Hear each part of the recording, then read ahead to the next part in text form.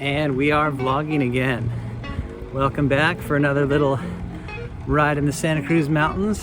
I'm Gabriel Benjamin, and this is going to be a short but epic ride. Taking a little back way to the town of Soquel, and then I'm going up a road called Glen, but it starts off being called Main Street, and it tops out at a children's camp called Kennelin. So I always tell my fiance where I'm going so that she knows where to send the search party, just in case, God forbid. I just tell her I'm doing the climb up to Kennelin. So that's where I'm taking you today. It's not quite as groovy as Rodeo Gulch in some ways, but it's really, really nice.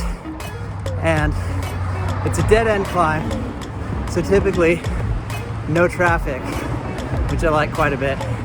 Just a hair easier than rodeo also.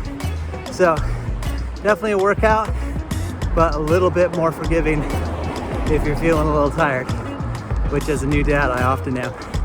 You'll see, it's good. More soon.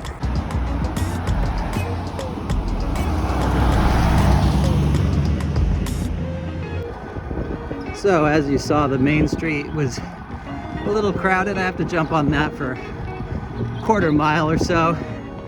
And then you hang a right on Main Street, and it's pretty suburby. It's not like deep nature at first, but about a half mile up this, you're deep in redwoods, and there's hardly a soul. So, pretty fantastic little climb. The climbs out of Soquel, Rodeo Gulch, and this one in particularly, go from kind of a busy area to deep nature almost instantly, which is really nice. Soquel San Jose is pretty naturey, but that's a busier one as well, but that takes you up into the higher summit where you can do all kinds of other good stuff. Anyway, I'll be talking to you up the climb. It has easy bits and some hard bits and some great vistas. We'll see you soon. All right, did I tell you or did I tell you? Not bad, eh? About to get to the first kicker. This has a really nice gradual warm-up, which is pretty cool. Freshen up the legs, get ready. If you're doing efforts, you can kind of do intervals. There's like 3 kickers, so you can go hard on the kickers. It's kind of natural to do that. And then you can just recover, as the recovery bits are ideal for. Or you can just go hard bottom to top. The easy bits are not easy if you're going full gas, which is one of the things I like to do when I'm testing my fitness. If I can keep getting PRs on this thing, and granted I've only had Strava since I was 35, so they're not my real PRs, but last year I was able to get PRs on this as a 39-year-old going on 40 with the new board, and that was a very satisfying experience. But you were definitely always winded, always hurting, and really dying by the top. I prefer having a talking pace outing on it myself.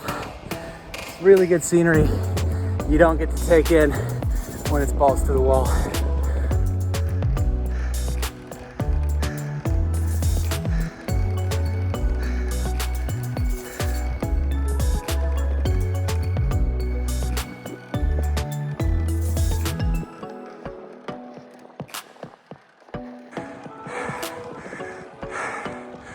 Almost to the second easy bit. This kicker is not as bad as the next one. It's a beautiful pond and a meadow just coming up.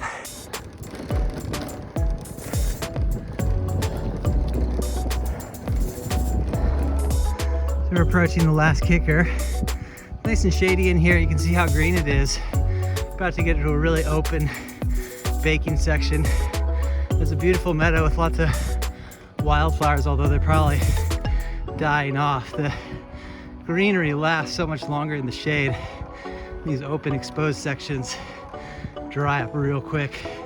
You go a mile or two inland, it's a completely different climate than the seaside. It could be super chilly by the coast and baking hot in these hills, especially from late spring onward. Just about to the top. No hairpins on this one, but a lot of nice character to the road. Lots of mellow S-turns, lots of forest, and some open vistas as well. A little bit more extended effort than rodeo, but gentler all the way. So when you do either full gas, they both really hurt. Rodeo, I think, gains a tiny bit more, but this last vlog and this one, these have been my main climbs that have helped me manage my time, but still be able to do stuff like go out and tackle Mount Diablo, which is a 3,800 foot gain on New Year's Day. So, you know, these 20-minute climbs, especially when you do them repeatedly, they really add up and go a long ways. So don't underestimate the power of repetition on a short hill. This one's a dead end, which some people really don't like, but for doing intervals and doing multiple rounds, it works out really well. You gotta turn around anyway to repeat laps on a hill. So might as well choose one that's beautiful with minimal traffic. The climb goes a tiny bit past this, but it's pretty gradual. With climbs like this, when you're trying to do your PR and it gets gradual for the last K, you gotta make that last K hurt. You gotta save something for it, and you gotta keep making it feel like the road is steep. Otherwise you can miss your time by thinking you've got it too soon. I've definitely missed my PR here by 2 seconds, which stings a lot. That's one of the benefits actually of not using Strava on rides like I'm doing today. And anyway, I'm gonna do a repeat of that last bump and show you some more of the downhill.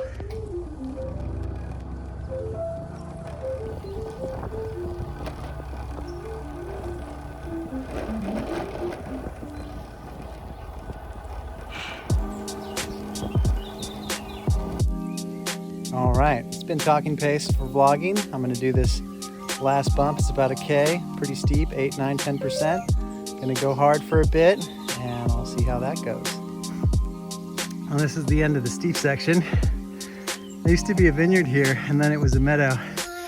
And as you can see, they've mowed it. There's a meadow with some trees like that over there. There's still a vineyard and a tasting room at the tippy top, so if you like a little vino and live music, they've been having some up here during the pandemic. Open air, you know, nice outdoor space. A lot of nice vineyards, wineries in the Santa Cruz mountains. A lot more than when I was growing up. They're popping up more all the time. It's pretty good climate for wine around here. So if that's your thing, definitely come check it out. And if you just like the natural high of cycling, that's definitely the best around here. Well, that was awesome. Definitely feeling the forest vibes out here. Got the nice prayer flags and this split of oak and eucalyptus rounds. Couple of cars. Not a completely empty road, but pretty close to it. Anyway, I'm glad you were able to join me today.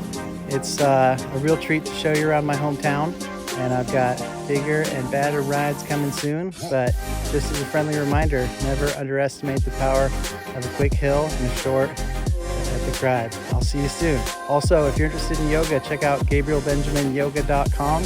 I've got tours, videos, and all kinds of good stuff for cyclists. So we'll stay in touch and look forward to the next epic ride.